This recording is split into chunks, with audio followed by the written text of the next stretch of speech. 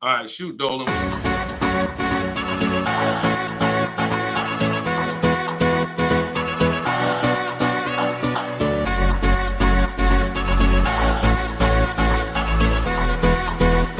The worst possible thing you could say when you walk into a car dealership. I spent 5 years with Mercedes-Benz, 5 with General Motors, and the worst thing a person could say when they walk in is, if you could just get me to this payment, we got a deal.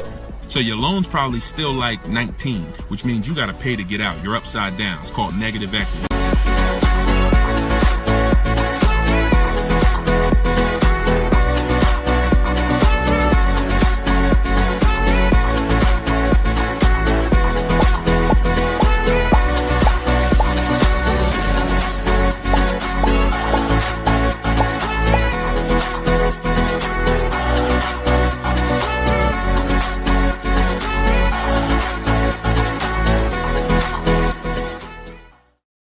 What's going on, everybody? We are officially kicking off episode 1 of Car Shopping Questions and Answers.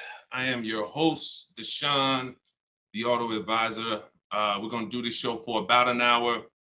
I'm excited to get really down into the nitty-gritty of showing you how you can buy cars, lease cars, and get below market prices. And if you don't know me, I spent 14 years in the car business, 5 with Mercedes-Benz, 5 with General Motors.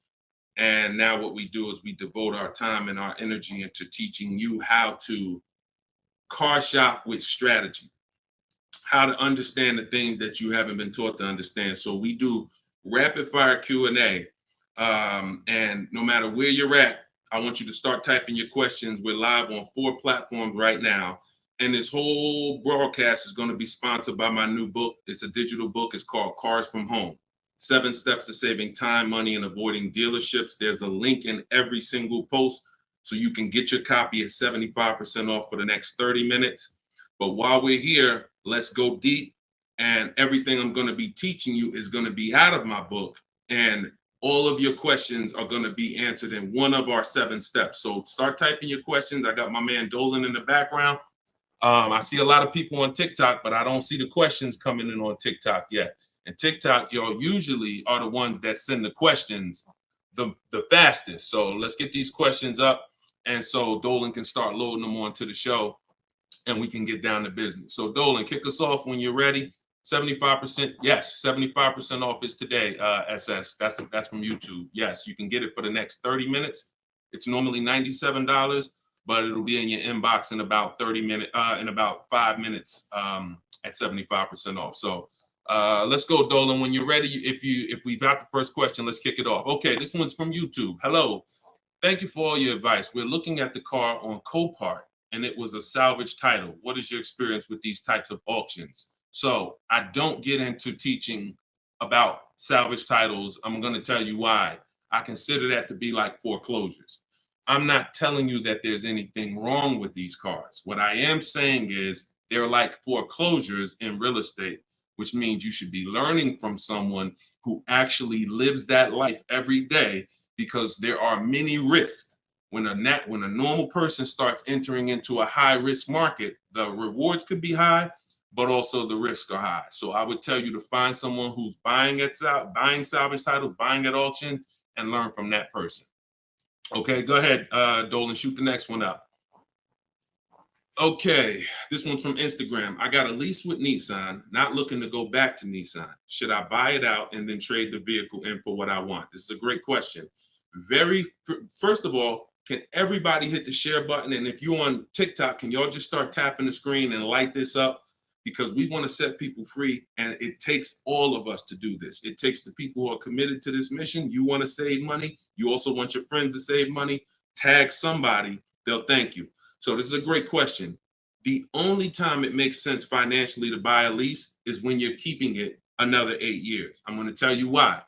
I'm teaching something called the 8-year rule, because what you guys have to learn is the unseen expense. The unseen expense is depreciation. That's the expense you haven't been taught to see. You haven't been taught to focus on it. It's depreciation. That's the reason why when you buy a car today for $30,000, tomorrow, if you tried to sell it, it's not worth 30,000 anymore. It's worth 25. It's worth 24, whatever. That's depreciation. So when you keep your car long term, your car's value goes down like this. But when you keep it long term, the depreciation starts to level out. When you buy your lease, all you're doing is buying a pre-owned car. That's all you're doing. Yes, it's a lease that you had, but you have to start seeing it as it's just a used car. So you want to ask yourself, should I buy a used car and then turn around and sell it? That's what you're talking about. Now, Coach Mojo, we don't buy leases. What we do is we see if we can sell them for a profit. If you didn't know you could sell a lease, I want you to type a 1 in the chat. We're going to be peeling back a lot of things you're going to discover as you listen and you stay in this community. You can sell a lease. Most of you have heard of the term lease with the option to buy, but you're not familiar with lease with the option to sell. You have those rights no matter what. 9 times out of 10, we're going to exercise our option to sell. And how you sell, there's 3 ways to sell. There's 3 different types of what I call an equity assessment. This is step 2 in my book. You must do an equity assessment. If you have ever dropped your lease off to a dealership and you haven't done this, then you could have given them thousands of dollars without knowing. So what you're going to do is do an equity assessment by calling the bank, finding out how much you owe. You want to get your payoff. That's going to tell you, let's say it's $18,500. That's your customer payoff. Now what you want to do is you want to see who will pay you more than that, or at least that amount. And we don't go to dealerships for that. We go right online. This takes 20 minutes to do. We're going to go to CarMax.com, Driveway, Carvana, Kelly's Blue Book Instant Cash Offer, AutoNation, and Car Guru Sell My Car. This is going to get us 6 offers, cash offers. See, our cars are not worth what an algorithm tells us our cars are worth. Our cars are worth what a person is willing to pay for today. And when you see those numbers, that's going to tell you if you have equity versus not having equity. So the short version of your question is, Coach Mojo, you shouldn't be buying your car unless you're planning on keeping it another 8 years, because we teach something called the 8-year rule, which is if you're not keeping your car 8 years, you're not going to outlive the depreciation drop in value. So you shouldn't be buying it. You should be leasing. And I know a lot of you probably, you're well, Deshone, I was taught never lease. I was taught don't lease. I was taught don't lease. Well, you're going to find out the more you stay here, as you just dive in to financial numbers we go over, you're going to see that that's bad advice. And unfortunately, millions of people have been subject to bad advice that has been costing them money. Okay, so we'll go more into detail on that. There's only 2 ways to beat depreciation. Long-term ownership, that's our 8-year plus people. If you're keeping your cars, your next car, if your plan is to keep it 8+ years, I want you to type K in the comments for keeper. Type K in the comments if your next car, you're like, Deshone, my next car, I want to keep it at least 8 years. I want you to type a K. All right? Now, if you are not keeping your car at least 8 years, then you should be shopping for a lease, because that's how you're going to avoid depreciation. We're going to talk more about leasing, because you cannot just get any lease. You have to get what I call a good value lease. We'll go more into detail on that. But that's the foundation, Coach Mojo. Answer those questions first before you think about anything else. All right? Go ahead, Dolan. Shoot the next question up, man. Keep typing the questions, y'all. We're bringing them from all platforms. This one's from TikTok. What to do if you have no pre-approval letter, even with a 730 score? Okay, great question. We don't focus on pre-approval letters. What we focus on is making sure, all right, so I teach something called the bank bidding war. Everything we're going to do from now on is going to be a bid. Could y'all keep tapping the screen on TikTok? I see y'all running the lights up. When y'all keep tapping the screen, what it does is let TikTok know, listen, more people need to get over here, because we're talking about something that everyone needs to hear. So I appreciate y'all. Look, they're running them up. What to do if you have no pre-approval letter. So we were taught always get pre-approved. But here's the problem. People got onto it. Whenever we do something and the public starts moving in a way, the big companies adjust to it and they find a way to infiltrate it. Most of the companies that you're trying to get pre-approved from, that I'm trying to get pre-approved from, their goal is to isolate us. Something called restricted pre-approvals.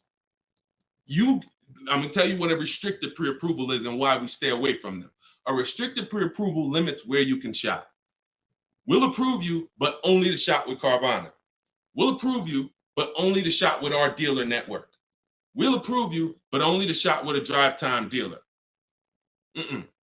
Because a pre-approval is the whole purpose when you learn how we shop, which is to shop wide. When you start seeing to shop wide and get multiple offers and see the entire 100-mile radius within where you live as a huge market where people are competing to sell you a car, you'll start seeing why we never want to deal with a restricted pre-approval. So what we do is we use something called the bank bidding war. The only way, how many people have asked themselves, did I get the best interest rate? Type dollar signs. If you've asked yourself ever, you bought a car and you said, did I really get the best interest rate? Type a dollar sign if you've wondered that. See, the only way to get something we call price assurance, which is to guarantee. See, these are powerful words that I want you to add to your vocabulary when you're car shopping.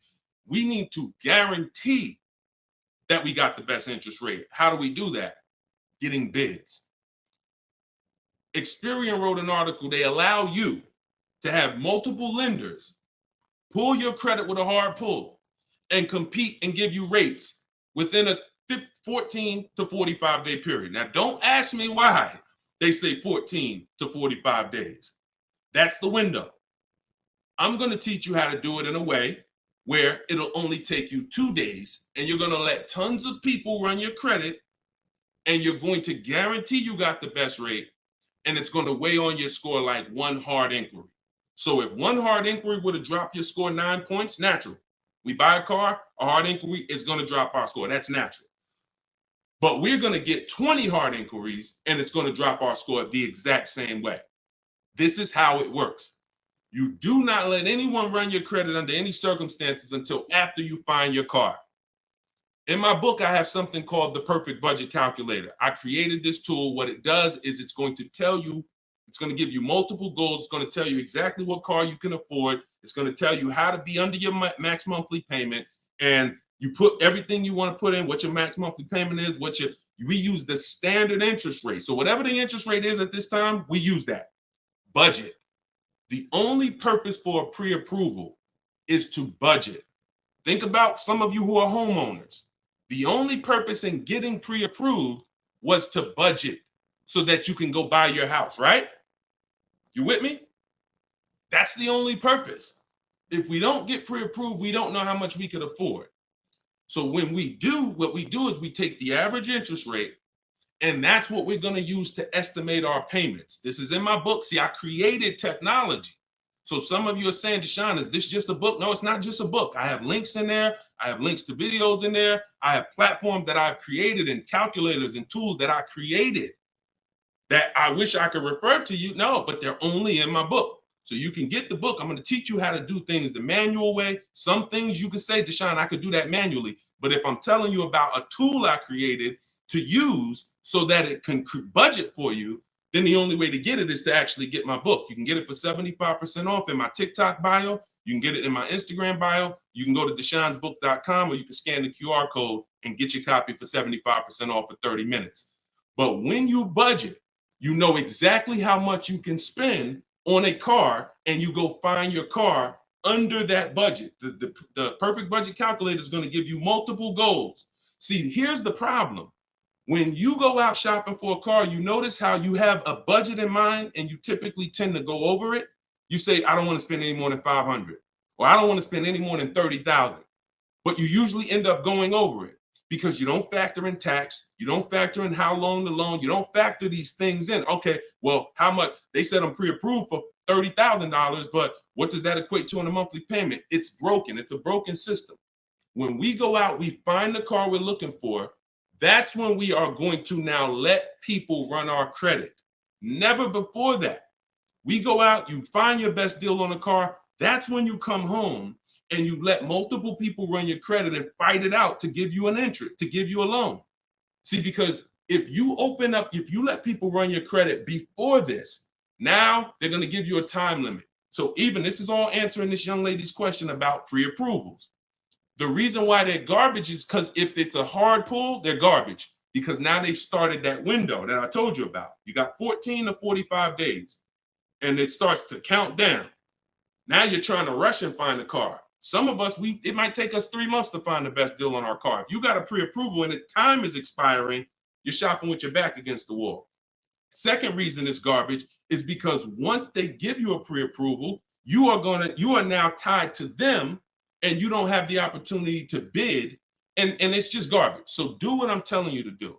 When you find your car, that's when you're going to come home and you are going to now let people run your credit, and then you are going to let the dealer see if they can beat it.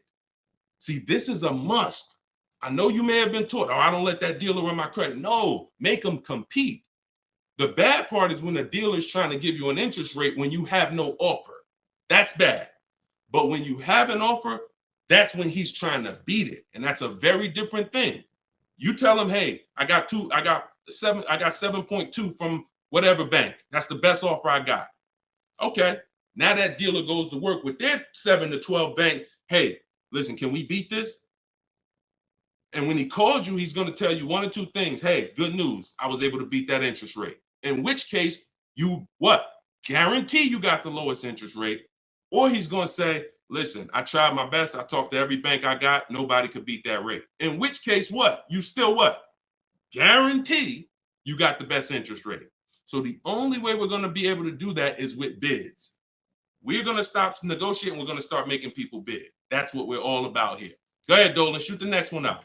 I'm going to try to get through these. I'm going to try to give, see, I can't do short answers to some questions. Okay, hold on. Yeah, hold on. Link to 75% off is not working. Are y'all able to click it on TikTok? Let me know on TikTok if y'all are able to access the 75% off. Okay, this one's from YouTube. My credit score is between 500 and 600. Can I still get a nice car? Great question.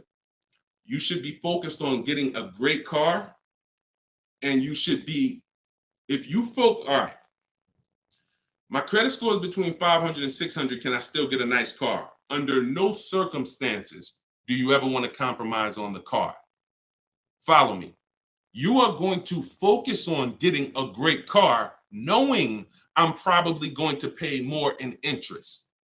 Paying more in interest is not bad considering your situation. Here's why. That can be fixed. Refinance, that can be fixed. But if you get a bad car, that cannot be fixed. So we have resources. I use a company. I refer people to LendBuzz. LendBuzz will work with people who have challenged credit. But here's what you got to know. You can't let them dictate how you're going to shop. You must have your own shopping strategy. Now, there's two situations where if you have bad credit, how many years are you keeping the car? That's the question. If it's 8+ years, then no problem. I'm going to get the best car I can find. I'm going to pay a little bit more in interest, but as soon as my credit's good, I'm going to refinance that loan. Problem solved. Second person is Deshone. I'm not keeping my car 8 years, but I need a car now. Perfect. You should be trying to set yourself up for a lease in 2 years, in which case you want to get the least expensive car that you can get a loan on. 10,000, 12,000. You're going to use that perfect budget calculator, or you just want to say 10 to 12,000. You're going to try to find a car in that range. I'm going to tell you why. In 2 years, when you go to trade out of that car, if you go and buy yourself a $20,000, $30,000, $40,000 car, you're going to have a bunch of negative equity. And what that's going to do is that's going to stop you from getting a lease. This is what people do. oh, Deshone, I couldn't qualify for a lease, so I'm gonna go out. I want to get that Dodge Charger with the big engine in it because I can't sacrifice for 2 years. I can't be out here looking like I don't have a nice car. Problem. I can't help you. But if you're willing to say, because I'm gonna tell you why.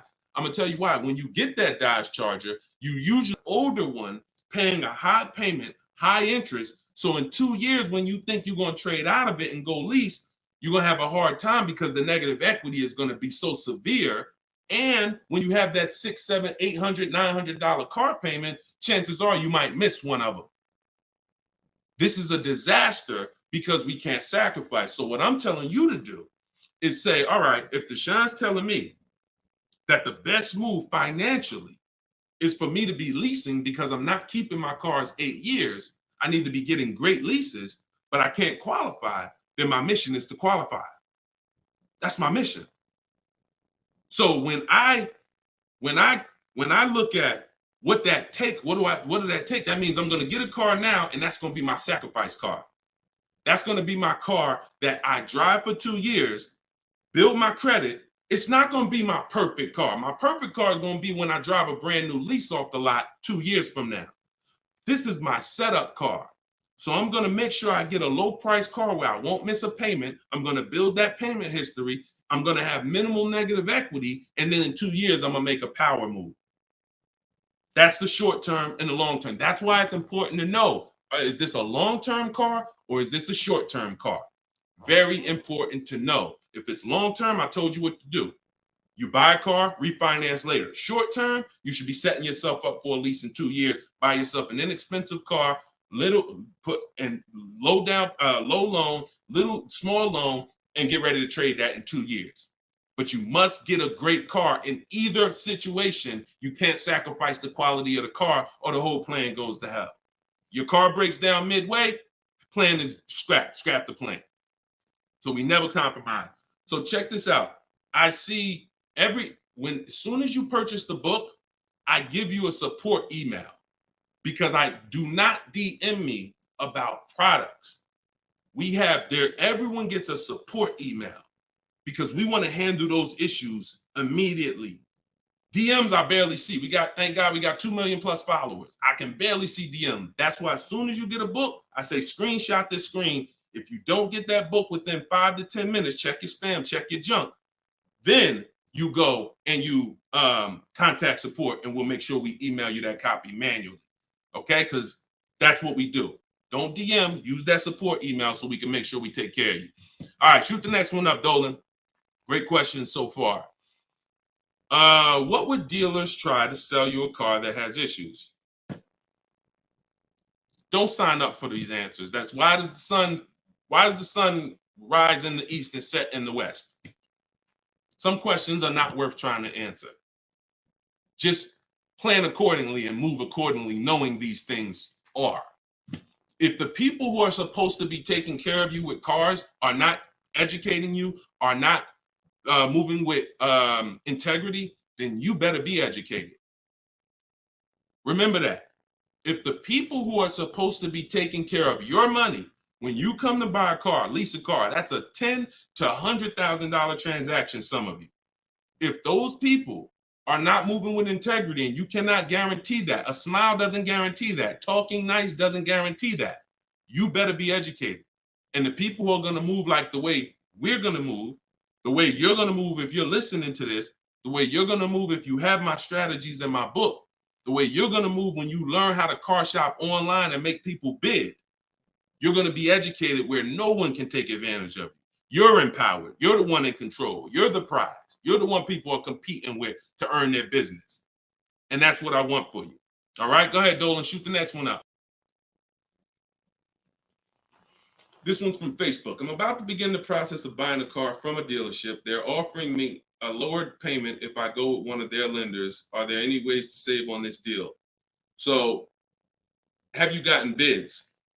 See, look, you were programmed to be loyal to dealers. I'm from the industry. I was in the industry for 14 years. I'm teaching people all around the country. We have over close to 8,000 customers that have used our stuff and used our products since 2021. We have data from all around the country. There is absolutely no way that you're going to get your best deal ever focusing on one dealer. That would be like you going into a supermarket and say, hey, no matter what the price of this item is, I'm only buying it from this brand. Or you saying, oh, I'm gonna buy a TV. No matter what I'm just gonna walk into Walmart and whatever the best price on the TV is that I see, I'm just gonna take that. I'm not gonna look online, I'm not gonna look on Amazon, I'm not gonna look on Best Buy. I'm just gonna walk into one store committed to try to get a deal with that store. That's the same thing you're doing. Could y'all keep running the likes up on TikTok, keep tapping the screen? If you're getting value out of this, I appreciate it. We don't do that anymore. That is a recipe. And look, I'm going to tell you something, and I hope you don't take offense to it. Our grandparents shopped like that. In what way in 2024, 2025, almost 20 years, 30 years after the internet's being invented, you're still shopping like our grandparents shopped? Does that make sense? It makes sense when you're like, yeah, Deshone, that's what I'm doing. But it doesn't make sense in the grand scheme of why am I doing this? It's because that's what you were taught to do. That's why I represent unlearn, relearn. You can't win with what I teach unless you're willing to scrap all that bad knowledge. We don't buy from one dealer. 3 transactions that people have been, I'm gonna break this down real quick in literally a second so y'all understand. There's 3 transactions that you've been taught to give to car dealers. 3. Buying your car from them is one transaction. Who you get your loan from is another transaction. Who you sell your old car to is a 3rd transaction. And many of you have been taught to give the dealer all 3. Meanwhile, there are people who only want to give you a loan. They don't sell cars. They want to compete for your loan. There's other people who want to buy your old car. They don't sell cars. They want to buy your old car. Y'all get what I'm saying? Type a Y for yes, if you're understanding that you have to start breaking these transactions into their own transactions. You can't maximize and guarantee you're getting your best deal mixing 3 transactions or 2 transactions into one. You can't do it. We're breaking them up. And now once we break them up, how do we guarantee we get the best offer in each one? Bids. So you understand? So what we're doing is we need to see our old car, our old lease, our old car that we have that we're replacing. Who I'm going to sell that car to is one transaction. And whoever's going to win the bid gets the car. Who I'm going to get my loan from, that's another transaction. And whoever wins the bid gets my loan. Who I'm going to buy my car from, that's another transaction. And who's going to win the bid gets the car, gets to sell me the car. And we do this in 60 minutes. See, what you're going to see, watch this. Let me show you Frina. Frina just picked up her Jeep last week. Look at the deal she got. This is why you're never going to get these deals walking in the dealers. You're never going to be able to guarantee your best deal walking in the dealers. You're going to sit at home and be in control. Look at Frina's deal. She said, look, I'm a proud graduate. Cards from Home that's our video library. And, like I said, I coach people all around the country. She said, I picked up this baby yesterday. Look at the date. 2024 Jeep Grand Cherokee Anniversary Edition. Followed the program, used all the scripts. I have scripts in my book. I have scripts that we don't talk. Because if you have to talk, you run the risk of messing something up. No offense. I'd rather you type. If you'd rather type than talk, type a 1. So contacted the dealers, sealed the deal, $579 a month. Look at the MSRP on this car. She got a hybrid one, $65,000 vehicle, almost 66. Her best deal, who won the bid, was a 0.88% lease. That is unheard of in the world. See, I teach something called the 1.5% rule for knowing when you're paying too much for a lease. The 1% rule has been around since way before I even got in the car business. If you could lease a car for 1% of the MSRP, no money down, no money out of pocket, you stole the car. This is 0.88%. I owe it all to Deshone. Without this program, I wouldn't have had the tools to shop from home. Shopping from home the right way is how you're going to win. Some of you may have tried, Deshone. I tried. It seems hard. Yeah, because once the internet was invented, internet salespeople got invented. And internet salespeople are trained to make it hard they got to make money. And what they're going to do is they're going to make it hard for you to get a deal done, because half the time you don't even know the information you need to give them to get a quote. Hey, I got to give you where I work at. See if I qualify for any rebates. I got to tell you what cars are in my household. See if I qualify for any rebates. I got to tell you, what affiliations I have. I got to tell you what my date is. I have something called a no later than date. What's my deadline? Hey, I could buy a car, Deshone. I don't need a car for about 3 months. Should I start shopping now? Yes, you should. Because if you get in the market now and you can buy a car today, but you don't need it for 3 months, that's called leverage. See, most people walking in the dealers, they're like, hey, I need a car this week. I need a car today. That means the car that's coming 6 weeks from now, they can't benefit from that. You can. But you got to learn how to give this information. And this is why when you try to shop online, you have a hard time, because you don't know. You're defensive and you're like, I'm not giving the dealer what they need, but I'm also not staying in a position where I don't give them too much information where they can use it against me. So that's what we'll learn. Everything I'm teaching you is, if I can boil it down to a couple simple things, mastering the science of shopping from home. That's why my book is called Cars from Home, 7 Steps to Saving Time, Money, and Avoiding Dealerships, and making people bid for your business. We can sum that. Once you master those 2 things, you're going to save more money in 60 minutes than you ever saved going in the dealers 2, 3, 4 times, spending hours in there.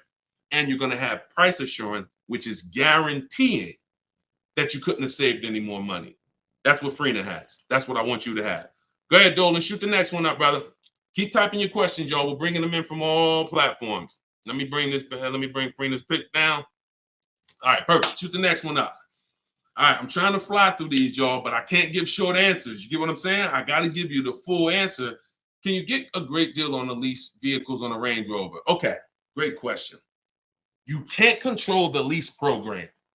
The lease program is what's going to dictate when the dealer wins the bid. Let's say a dealer, I always teach, when you start getting bids on a lease you should see about at least a $3,000 to $5,000 difference from your best offer to your worst offer. Now, sometimes it's more drastic than that. You're doing it, you'll see a $7,000 difference from your best offer to your worst offer, but you need to see a spread. I'm going to tell you why. 80% of dealers are overpriced. So when you start getting offers, if you don't get enough offers to where you see that spread, you haven't gotten enough offers. I teach you need to get at least 5. In my book, I have something called the 25 to 5 strategy. So once the whole purpose of a bid is to find the dealer that's willing to discount the car and sell the car lower than all their competitors. And if there's any rebates, to disclose them to you. That's only going to come through bids, because you don't know who you're dealing with. An 80% dealer is not going to tell you all the rebates. An 80% dealer will tell you, okay, yeah, there's no rebates, but there actually is. 80% dealer is going to say, all right, yeah, there's $1,000 rebate. Hey, but there's actually $2,500.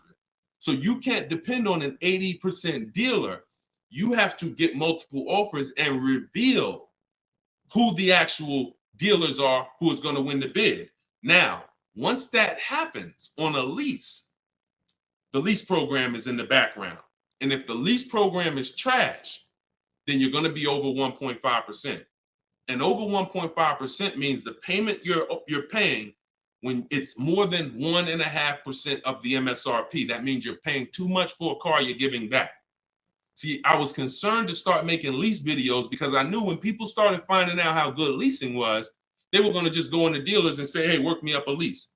Problem with that is, if you don't know how to get a great lease, you're going to get a bad lease, sign up for it, and it's still going to be better than your history of purchasing. So you're going to think you won, but you left thousands of dollars on the table. So I don't want to teach you about going after leases until you learn how to get multiple offers so you can reveal the best deals. But what we do is we always with leases have 3 options, because we can't control the lease program.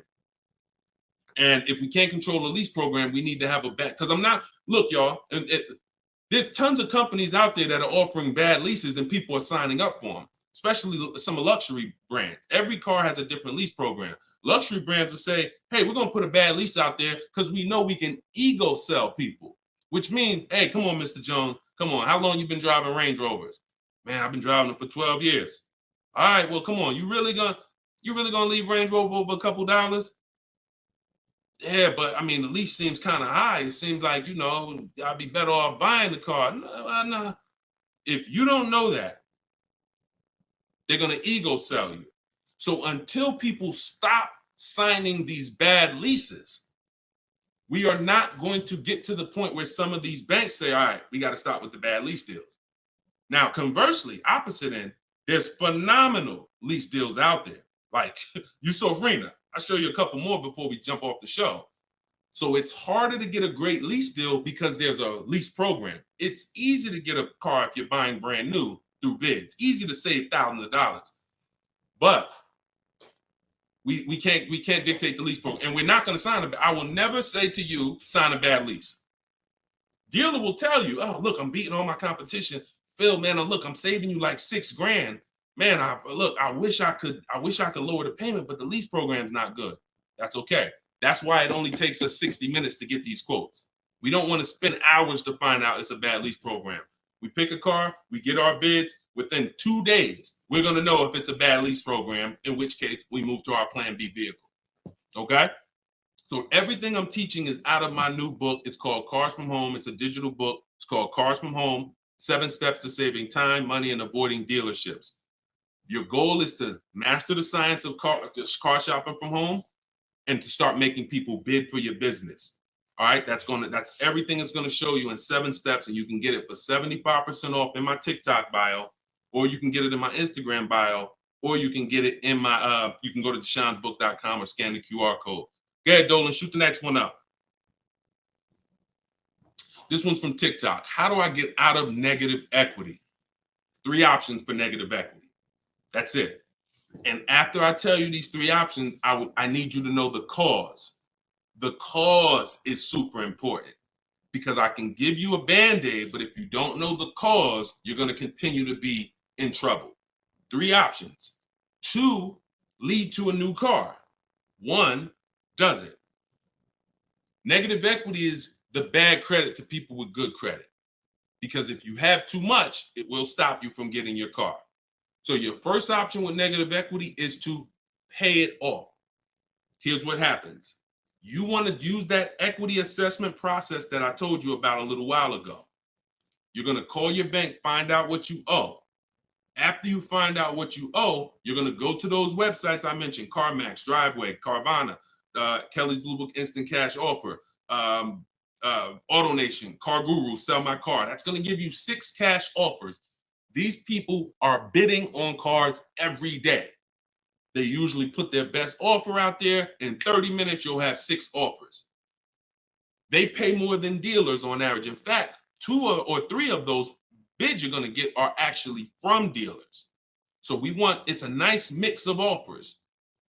3 of them are from online car buyers, CarMax, Driveway, Carvana. 3 of them are from car dealers, local car dealers. So it's a nice mix, but they're bidding. That's going to lead to the least amount of negative equity because remember, when you get bids, you're getting the most value. You're getting the most savings. You're getting the most money when you are getting bids. So let's just say you pull your payoff and it's $16,000. Your highest bid is $14,000. That means you have a $2,000 negative equity gap.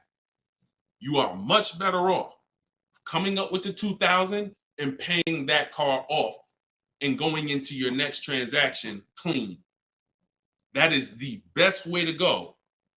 Because now, if you can't do that, I'm going to tell you why it's the best way when I tell you the second way to get out of negative equity. If you can't pay the difference, then that means you must bring that car. You can't do a separate transaction with that car because you need the dealer who you're going to buy the car from to wrap the negative equity into the new deal.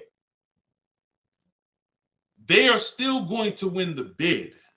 You must, in all cases, only deal with dealers who won the bid. But once they win the bid to sell you the car, now when you come to them, you're going to now bring your old car into it and see what it's worth to them. When you see what they can pay for it, you're going to see in most cases, it is not going to be the highest number you got from the online buyers. So if the online buyer's highest number was 14, maybe that dealer can only pay 12,200, 12,500. And you might say to them, hey man, but CarMax was offering me this. They're not going to be able to match it in most cases. It's just not possible because they can't win both bids. If you start buying cars for the most money, selling cars for the least money, it won't take you long to be out of business. That's probably what happened to Vroom. They were buying cars for the most money and then trying to sell them, and they weren't able to make the profit. So we must separate the process, but if you can't pay the difference, you now must bring your old car into the process after a dealer wins the bid, introduce them, hey, this is the car. Now, they've already won the bid. They beat all their competition to sell you a car. So they've already proved they're a 20% dealer. Now you're bringing your old car, and you're going to see that if I would have sold it to them, I would only had 2,000 negative equity. But bringing it over to this transaction, I actually got like 3,700 negative equity. And there's nothing we can do about that. That's why I said the plan A is always, if you can cover the difference, cover the difference. If you can't, that's your only option. Now, here's the third thing. I told y'all 2 things lead to a new car with negative equity, 1 doesn't. If you have too much negative equity, you have to understand loan to value ratios. Loan to value ratios have nothing to do with credit scores. That's why I call negative equity the bad credit to people with good credit.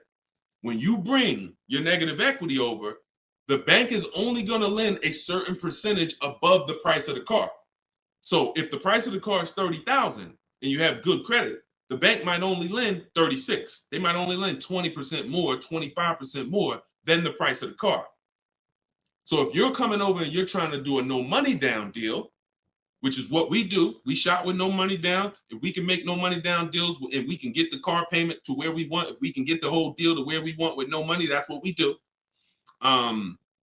It's different when interest rates are higher. We typically put more money down to avoid paying more high interest.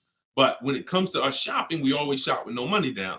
So if you're trying to do a no money down deal and you are trying to bring all this negative equity over and trying to not just finance the price of the car, but the tax, the fees, and negative equity, you run the risk of blowing out the loan to value ratios, in which case you're not going to be approved. You could have a 900 credit score. They're going to tell you you got to put money down because you can't finance all that negative equity. So it depends on how much. And if that's too high and you can't put down money to actually make a difference, then you're going to need to stay and pay down that car for a couple more months or even maybe a couple more years to lower the amount of negative equity. So that's how you get out. That's all in my book. 3 ways to get out of negative equity. But what you got to know is the cause. Only legitimate reason for negative equity is because you had an emergency and you had to switch cars.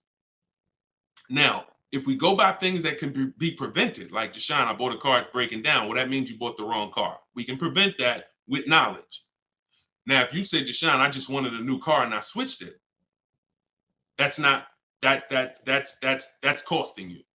And because you don't understand leasing, see, 90% of the time, 10% we give to emergencies. Deshone, man, I had a sedan, then I had twins, I had triplets. I need to get an SUV. I got to switch the car. Understood. Legitimate reason. Switch the car, stay in it long term, pay off, and keep the car. But 90% of the time is you don't understand leasing. And you buy your cars, you take out 5, 6, even God forbid 7-year loans, you switch these cars in 3 years, 4 years, you always have negative equity and you're overpaying by thousands of dollars. That's the cause. That is the cause. I've been doing this since 2006. The reason for most people, most of your negative equity is because you haven't learned the lease yet and you're buying cars, but you're a short-term person. All right? And the more you stick around here, the more you'll understand why that's a mistake. If you get my book, you'll understand, oh, I've been doing this wrong. Now, I was taught this. I don't blame you. You were taught that. But when you learn, when you do better, when you know better, you do better. And that is my goal, is to make sure you know better. My pleasure, Reggie. He said, thank you for everything. My pleasure. Absolutely. Everything I'm teaching y'all is out of my new digital book, Cars from Home, 7 Steps to Saving Time, Money, and Avoiding Dealerships. You can get your copy for 75% off as part of our launch in my TikTok bio, in my Instagram bio, or you can go to deshonsbook.com. There's a link in the comments, or you can scan the QR code if you're watching us on the television, and you can get your copy for 30 minutes. Once that timer expires, book goes back up to $97. So get your copy before the timer runs out. Go ahead, Dolan, shoot the next one up. All right, this one's from YouTube. Appreciate all of your content. Thank you. We are looking to buy our teenage daughter her first car. Is there any downside to purchasing outside of a name franchise dealer? No, if you do your due diligence, because there's 100,000 plus used car dealers in the country. Let's assume 80% of them are trash. As long as you are sorting, when we shop for used cars, and you want to ask yourself the eight-year rule question. If you're not keeping this car, if you don't think your daughter's keeping this car 8 years, then you should be shopping for a lease for her.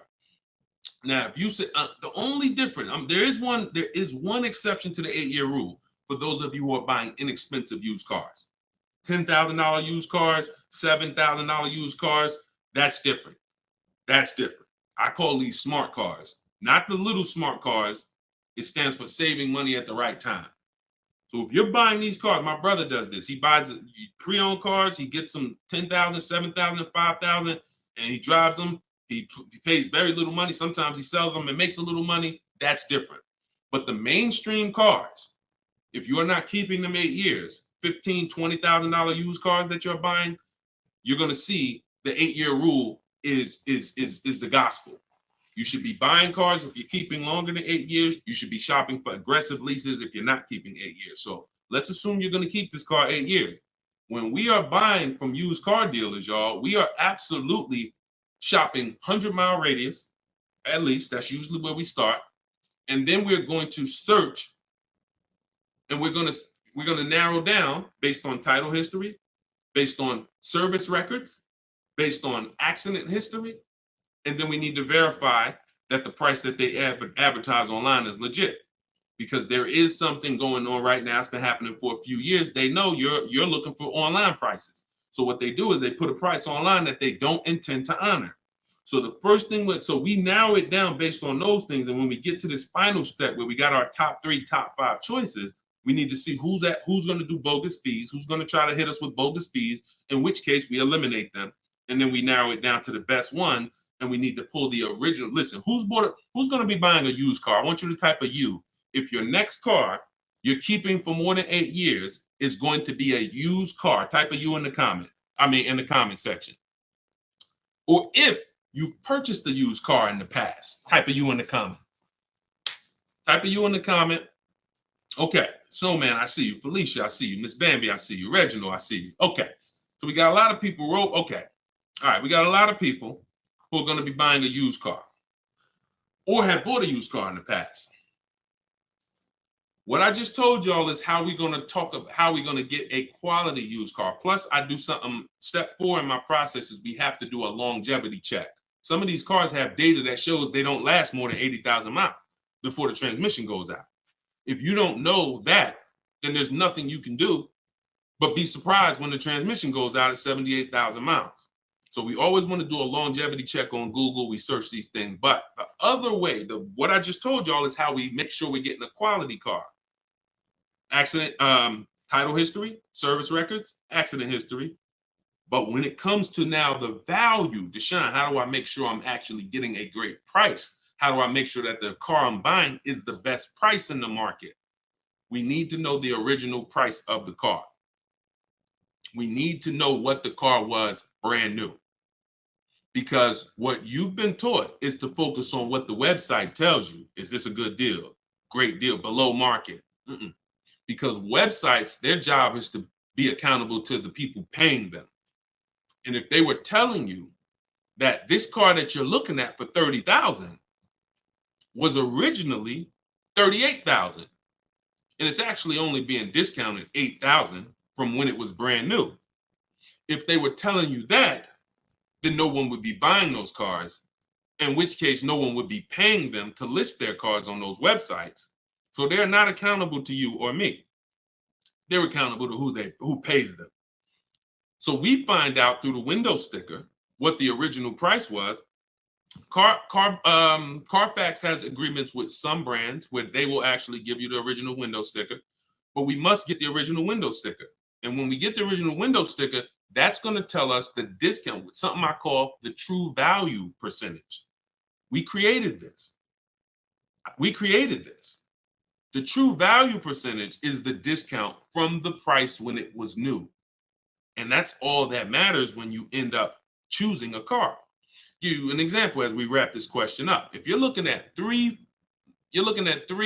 Honda Pilots. You've narrowed it down to 3 Honda Pilots. They're all within $1,000, $1,500 of each other. One's $30,000, one's $30,500, one's $31,000. Similar mileage, similar title history, similar everything. We get stuck right there. We don't get stuck when we get the original window sticker and we see that one of those Honda Pilots brand new was $45,000. One of them brand new was $49,000. One of them brand new was $53,000. You see how immediately access to that information separated the value? They all look similar. Type dollar signs if you got that revelation. If you understand that just that bit of information. I'm looking at 3 cars, they all look similar. Dag, they all look good, similar mileage, similar price on these websites. Which one do I pick? Man, I'm stuck. Knowing the original price, one's 46, one's 49, one's 53. The one that's 53 immediately becomes way more valuable than the other 2. That's what we're talking about. See, it's my job and my mission is to show you how to car shop online, show you how to master the science of car shopping online, show you how to make people bid for your business, and to show you where the hidden money is that you have not been trained to see. Everything I'm teaching is in my book. I don't hold back on these lives. You guys can tell. But if you're like Deshone, I want all this information in one place. I want to be able to use this as my car shopping Bible for the rest of my life. Digital book, Cars from Home, 7 Steps to Saving Time, Money, and Avoiding Dealership is in avoiding dealerships in my TikTok bio, in my Instagram bio, and it's 75% off as part of our launch. Get your copy, use it, and win. All right, let's go, Dolan. Shoot the next one in. Great questions today. Let's go. Keep typing them, y'all. We're going to try to get through as many as possible. How many miles can you drive a leased vehicle? Great question. Many of you were taught that you have to take what they give you. Or some of you were taught they only do 10,000 miles a year on a lease. All of that was bad information.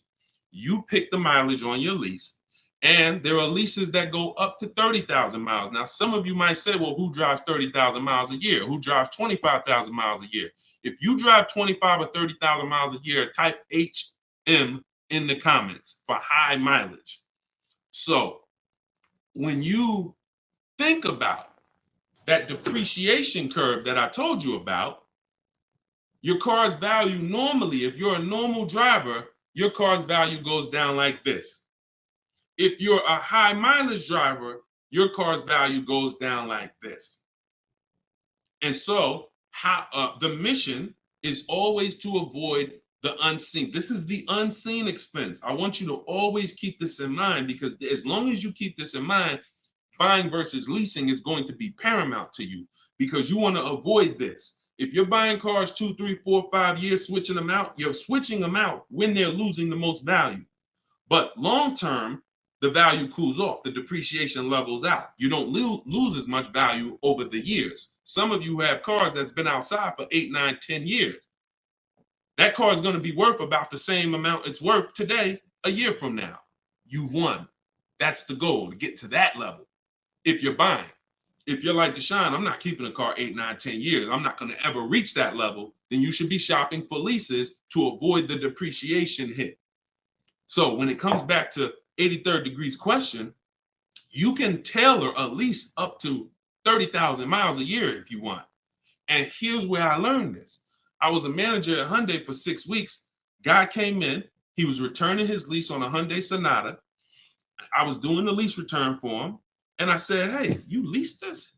He said, yeah, I always lease. I'm in sales. I'm on the road every day. I used to buy my cars, and I would have a bunch of negative equity all the time. I was just losing thousands of dollars every time I went to replace the car. It wasn't worth what I owed on it, and I just kept rolling it over. I stopped doing that when I found out about leasing. Now, same time he's telling me this, I know that I've also sat with people who came in with high mileage with 10, 15 grand of negative equity. So what he's telling me, I've experienced, and I'm trying to help these people and dig them out of this hole and help them get another car, but they have a ridiculous amount of baggage from the old car. So he told me that, and I saw his payment, and I said, man, this payment is only like $175 a month more than a really good deal on a regular lease.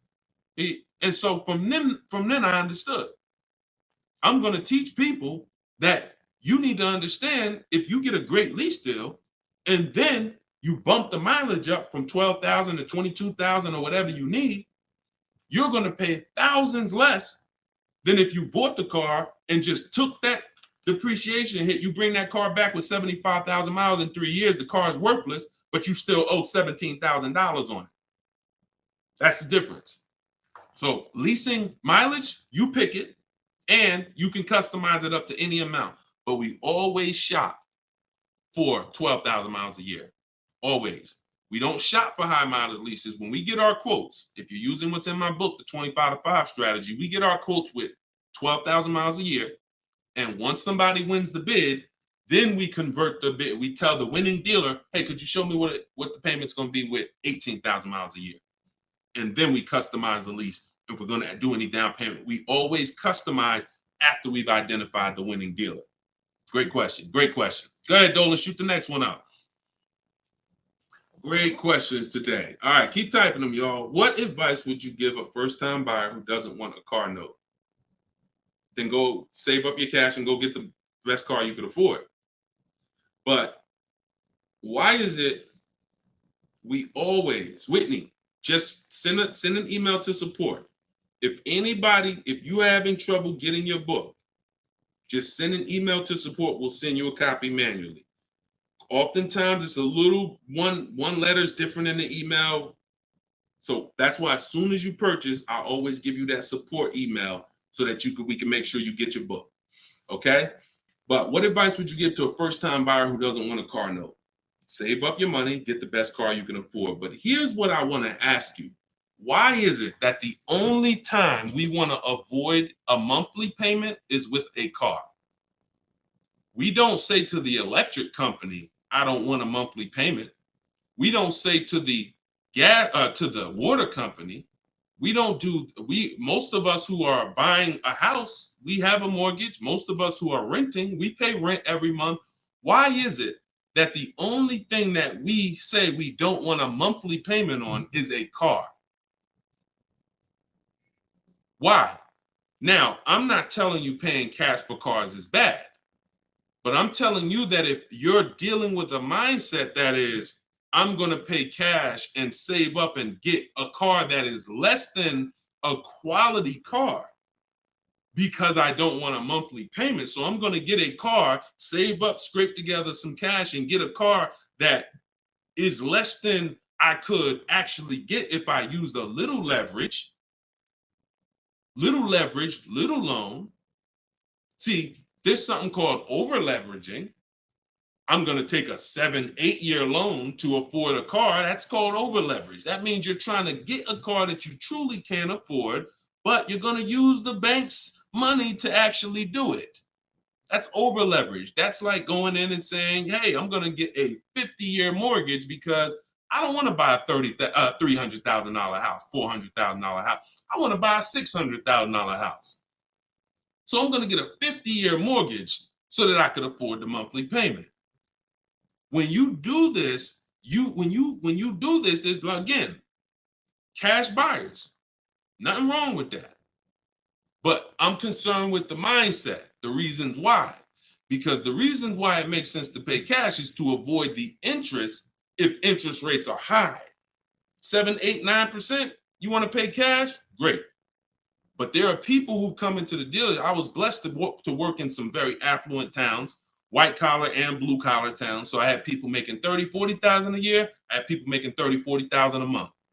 And what was interesting to me is those who were able to afford paying cash for the car could write a check, because when I would ask them, how are you going to pay for the car? They would ask me, well, what are the rates?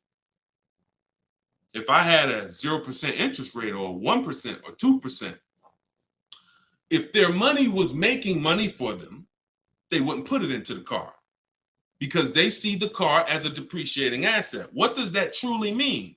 When I put 30,000 into the car, what is my 30,000 worth to me in 5 years? Let that sink in. Anybody who's paying cash for a car, if you're bringing money out of stocks where you're getting 8%, 7%, 10%, bringing it out of real estate where you're getting 10%, 12%, 15%, when you put that 30,000 in a car, what's that car worth in 5 years, y'all? What is a $30,000 car worth in 5 years? Average miles, 60,000 miles driven on it, 30,000. What is it worth in 5 years? Throw some numbers out there. Throw some numbers out there. Let's see. See what we come up with. My guess is 30,000. Knew that car in 5 years is probably worth like 14. Okay, Pink Butterfly said 13. 19 is too generous, I think. 17, 12. See, some people may be confused about this seller's market we had for 3 years because you might have just sold the car in 3 years and made some money over the last 3 years. That market's gone. So you might have really said, Deshone, I bought a car for 30 and I sold it in 3 years. I sold it in 2022 and I got 23 for it. Well, that's never going to happen again unless we have another, worldwide inventory shortage, in which case resale values go up. Normal market, yep, 12, 13, 14, 15 generously. So a person who's looking at their cash and what their cash is doing for them, they look at that. I put that money in my car, 30,000. That money could have been in the market, and that 30,000 in 5 years could have earned me another $6,000 of interest, $7,000.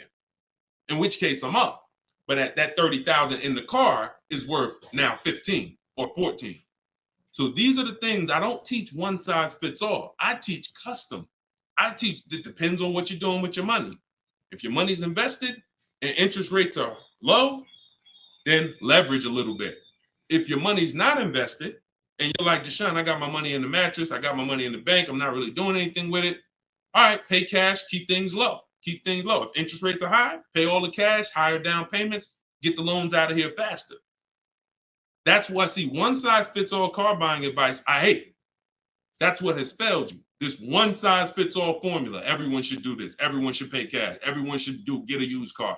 That one size fits all, no one should lease. One size fits all formula fails every time because it doesn't take into account real finance. All right, go ahead. Great question. Go ahead, Dolan. See, and I'll answer the question and then go into a little spin-off answer. All right, this one's from Instagram. If I want to keep my car for 8 years, should I finance the car? Absolutely.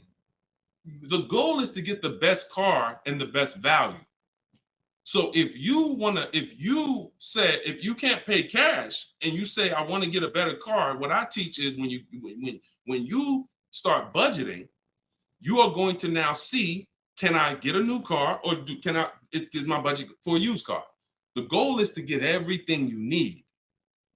And really, if you could get everything you want, even better.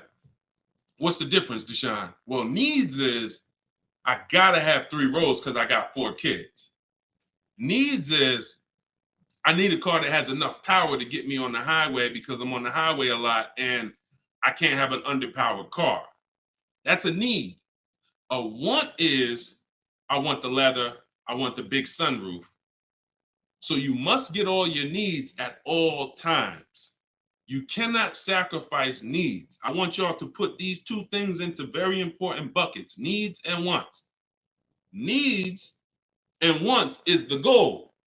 Once the budget gets compromised, once you get out there, if you see I can't get the car I want with everything I need, everything I want, the wants have to scale back. The wants have to scale back, not the needs. I had a woman walk in the Mercedes when I was there, and she was like, hey, I want the big truck because I got kids. I need the 3 rows. And once we worked out the deal and the numbers, she saw the numbers and she was like, oh, that's above my budget. But what about the 2-row one? What about the smaller one? I said, didn't you say you need 3 rows for the kids? Yeah, you're right. You're right. See, she's about to take a need out to get a want. That makes sense? So needs and wants are the big things. Needs will make you switch the car because you didn't get what you need. And when you switch the car, you lose money. So when you didn't get what you need, you will switch the car and lose money. If you didn't get what you want, that's easier to bear. Needs is like from day one, this car is not doing what I needed to do. So we must get our needs first. And that's what we talk about. So then you choose, can I budget, get me a new car or a pre-owned car? And once you make that decision, you just go out and you're now shopping the market. I use, in my book, I have something called the multiple marketplace strategy. This is when we shop for used cars. We're on all the marketplaces. We're seeing the whole market as one big marketplace. Everywhere cars are, we are looking and we're narrowing it down to our best, top 3, top 5. And then we're taking one across the finish line. You can't get below market deals on a used car until you see what the market is. See, let me go deep on this for a quick second. The goal for me, if you're learning from me, your goal is to get below market deals, below market leases, below market. You saw Freena's lease. That's a below market lease. That's not a lease that you see advertised that people are getting. So below market pre-owned cars. In order for you to get a below market pre-owned car, you got to know what the market is. So sometimes you're going into one dealer and you're looking and saying, okay, let me negotiate with him. That's a mistake. You don't know what the market is. When you see the low side of the market on a used car, now you're able to see, again, if you're shopping the right way, there's always a spread because there's always people untrained who are going to pay the higher prices. They're going to walk into those dealers. They're going to go back and forth, take $2,000 off. They think they won, but you were negotiating with one of the higher price dealers. So because he took $2,000, $3,000 off, you think you won, but you were at the wrong dealer to begin with. So once you actually see the low side of the market, we zero in on that. And we zero in on that, and we look to take one of those deals across the finish line. Can't get below market deals if you don't know what the market is. That's why when we look at used cars, we're not looking to buy the first day. We're not looking to buy the second day. Sometimes some of you are like, Deshone, I got a couple months. You might want to watch the low side of the market. You might want to, we always get alerts. When we go in, this is all in my book. If you like Deshone, I want to know all of this. I need this in my hand. It's in my book, Cars from Home, 7 Steps to Saving Time, Money, and Avoiding Dealers. 75% off in my link, in my bio, TikTok, in my bio, Instagram, or go to deshonesbook.com or scan the QR code. But when we are getting these, when we are looking at the low side of the market, you might want to watch it. You might want to watch it and see, okay. And then we have alerts on. So every new car that pops up on these marketplaces, we get an email immediately. So we get an email immediately. And if I know that the low side of the market is 22, 23, the minute that car comes on, I'm going to be one of the first ones on it, where everyone else is going to hesitate. When a dealer gets a new car, typically a person who doesn't know the market, they're going to go in there and they're going to be like, all right, is this really a good deal? Meanwhile, we know the market. So we know in a minute, I'm going to snatch that deal before anybody even knew it was there, because the best deals do not last. And that only comes from knowing the market. All right? Go ahead. Shoot the next one up, Dolan. Great questions today. This one's from YouTube. What can I do to increase my confidence so I can negotiate more intelligently? Stop negotiating and start making people bid. Who's not a good negotiator? Type me. You're not a good negotiator. Type me in the comments. Not a good negotiator. Type me in the comments. Okay, that's most of you. And I'm a good negotiator, but you can't get guarantees being a negotiator. Pay attention to what I'm saying. I'm a good negotiator. I did it for a living, but I can't guarantee the lowest price negotiating. The lowest price the guarantee of the lowest price. I could be a good negotiator. Negotiator is always going to leave wondering, if you go back and forth with somebody, back and forth, back and forth, back and forth, you always leave wondering, could I have gotten a little more? That's not a guarantee. That's not price assurance. Bids Guaranteed, because I'm getting 5 to 7 offers. I'm having in my case, I teach the 25 to 5 strategy. We're connecting with 25 dealers. We're getting 5 to 7 bids. Whoever wins the bid, win. That means you beat 25 dealers to earn my business. That means I guarantee that I paid the lowest price and I don't have to talk. That's why in my book are scripts, online scripts. That's the one part that I can't teach you. I can't teach you. It's not that I'm holding back. I can't teach you what my scripts are that are copy and paste. When they say, hey, when can you come in? My script says, hey, well, I'm actually going to be handling my whole transaction online. Oh, actually, well, we don't quote online. Okay, that's not what other dealers are saying. Should I remove you from my list? See what I'm saying? When we're copying and pasting and we know what to say to everything they're going to type, now we move things forward. We keep it on our agenda. This is all in my book, in my video library. This is what the people who have learned from me for the last 3 years have been doing. That's why you see people like Frina. That's why you see people like Pierre, got himself. He came in, got a 22 CX5. Very big thanks to Deshone the Auto Advisor, educating and empowering me to control the entire purchasing process. The perfect budget calculator really helped me figure out what I could realistically afford. With the true value percentage, we talked about that earlier in the show. Everyone purchasing a used car, true value percentage is what we use to make sure we win, price-wise. I spotted the best deal, 6 similar listings, saved over 20% off the original MSRP. I also shop for my own financing. See how we break these transactions down?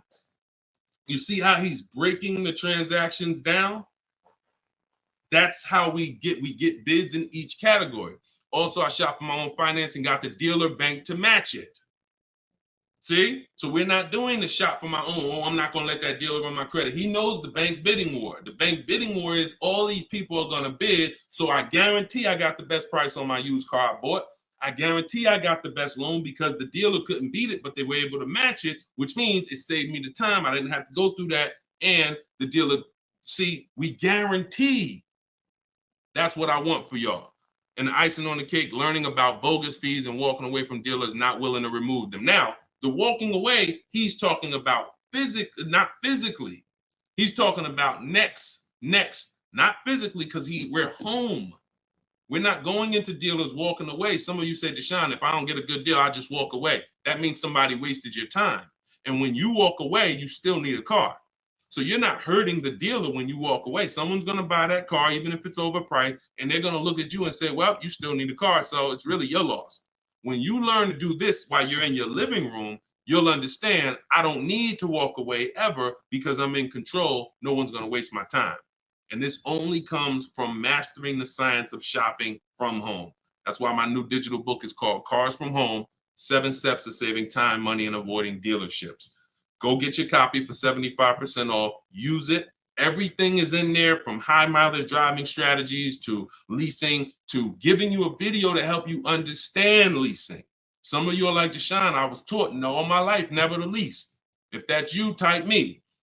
What you're going to see is I link you to a video from the Cars from Home library where I actually break down for you leasing versus buying. So by the numbers so you can understand.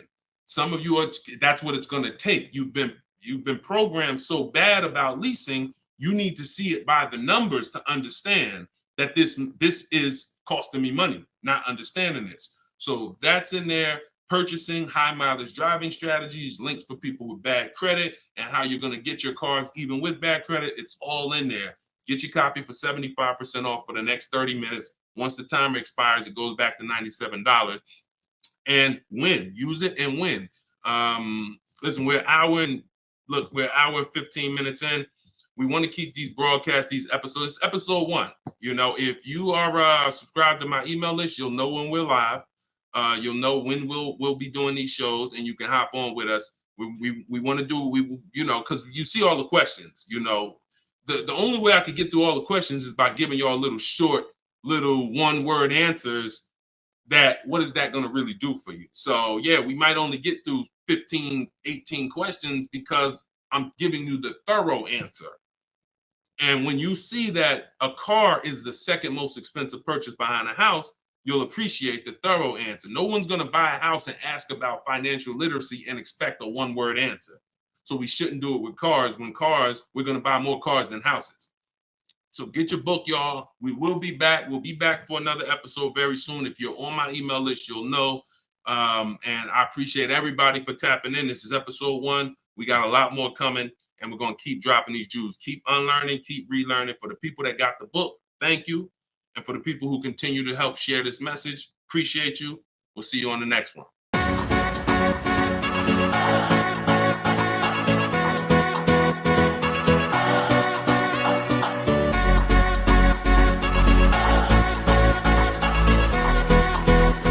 The worst possible thing you could say when you walk into a car dealership. I spent 5 years with Mercedes-Benz, 5 with General Motors, and the worst thing a person could say when they walk in is, if you could just get me to this payment, we got a deal.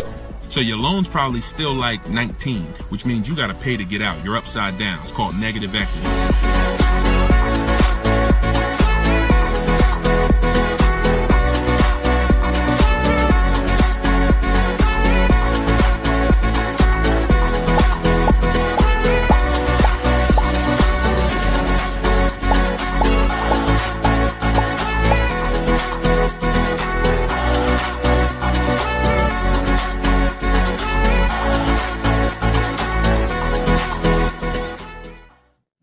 What's going on, everybody? Welcome.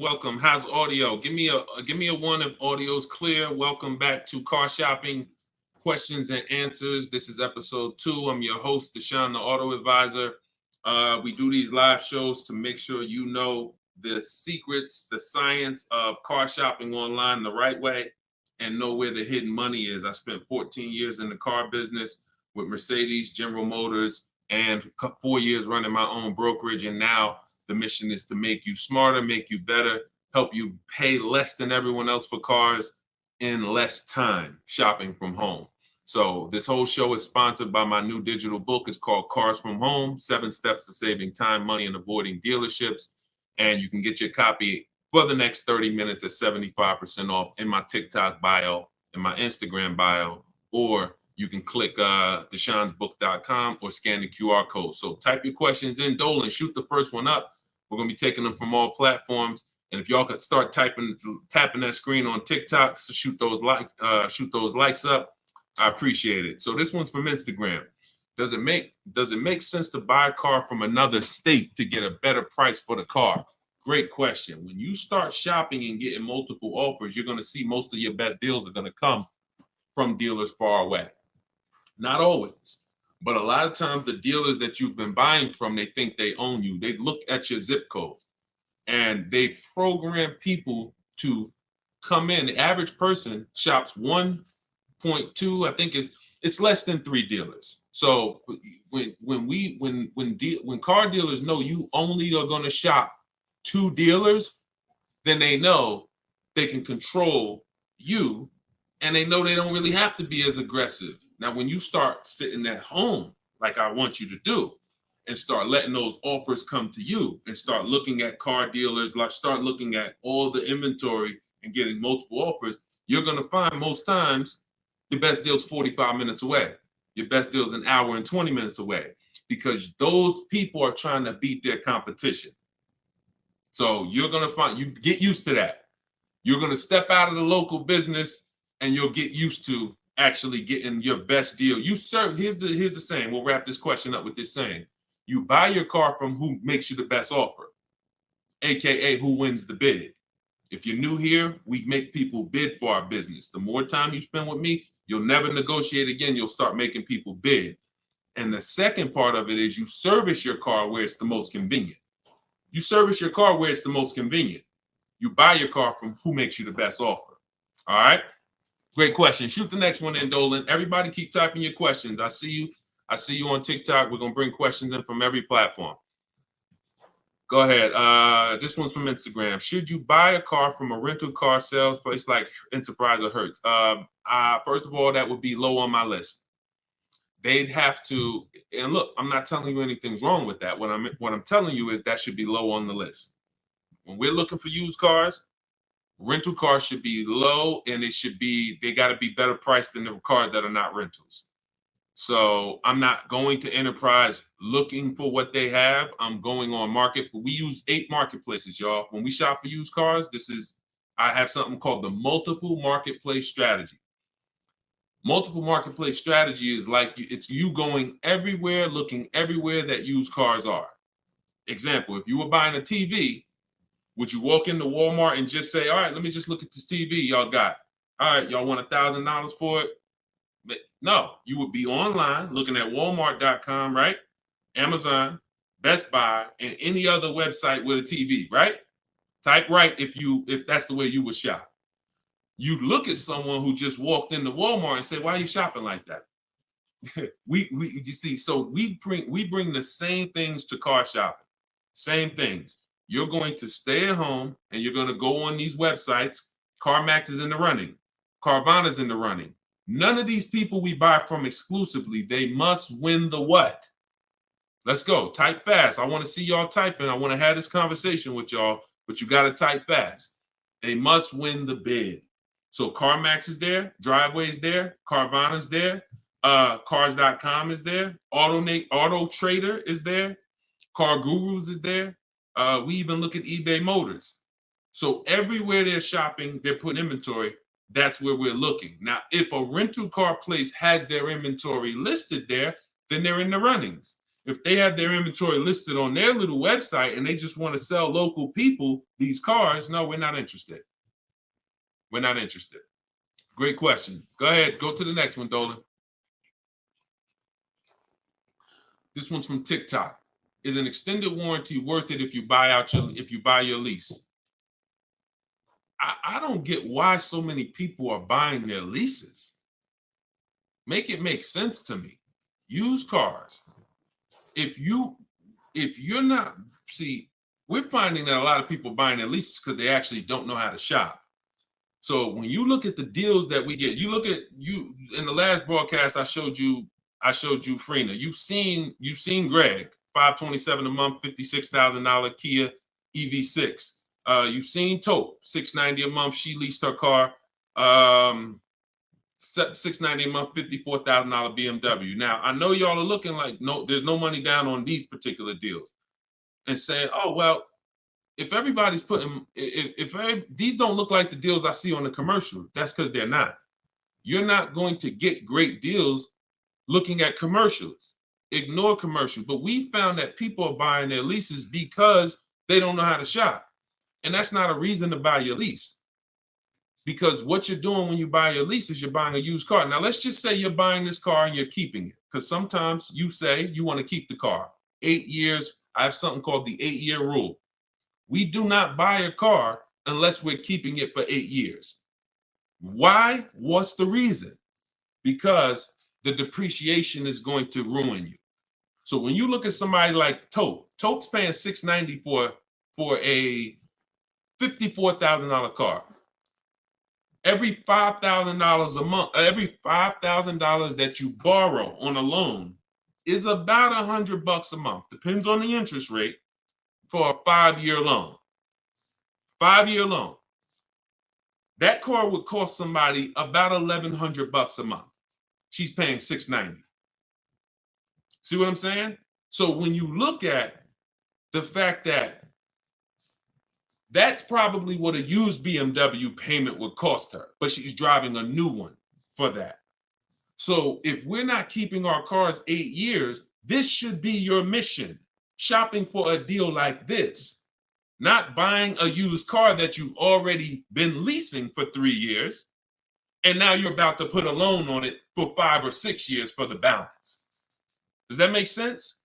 We are not tying up our time in cars. It's only 2 purposes. I'm going to get a great lease deal, or I'm going to buy a car I'm going to keep for 8, 9, 10, 12 years. That's it. I want to get you from being stuck in the middle. Go ahead, Dolan. Shoot the next one up. People stuck in the middle lose money.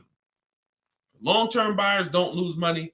Great lease deals don't lose money. It's those people, if you're stuck in the middle, you're the one losing the most money, and we got to get you from being stuck. Go ahead, Dolan. Shoot the next one and keep typing your questions, y'all. All right. This one's from Instagram. We purchased a car just under a year ago. Would like to release it and get something more suitable. Okay. Watch this. When you purchase a car, see, I'm always going to remind you of the unseen expense. When you see this, y'all know, if you've been on the show, if this is your first time on the show with me, type a 1 in the comment. Because I got to see if I'm refreshing people or if I'm actually teaching. First time. I don't want to say, if you're familiar with this, then you know this, when everybody on here, or most of you on here, are brand new. Okay, Susan, I see you. Justin, I see you.